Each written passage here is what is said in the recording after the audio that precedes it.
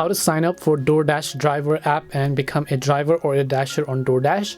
Hi everyone, welcome back to our channel Genie Guide. In this video I will guide you on how you can become a DoorDash dasher, so make sure to watch the video till the end. In order to become a DoorDash driver or dasher, first of all launch your app store and then download this application called DoorDash Dasher. So this is basically for the riders and not for customer. For customers you have DoorDash food delivery and so on, but basically if you want to ride it, then of course you have DoorDash Dasher application.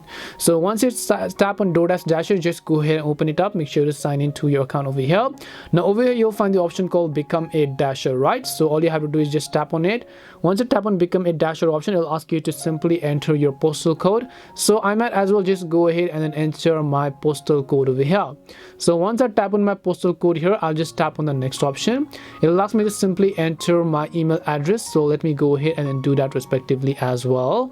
Once I enter my email address to become a dasher, I'll just tap on the next option. Then it'll ask me to enter a US phone number. So if you don't have a US phone number, you can just go ahead and select Canadian, Australian or New Zealand or whatever else. So in this case I'll just go ahead and then actually select a US phone number and then verify it accordingly. So after you simply enter your number, just tap on the sign up button, and then once you tap on the sign up button, it will take you to a page where you can simply fill in other details, and then you should be able to follow the instructions and then successfully become a DoorDash dasher and then start riding for DoorDash.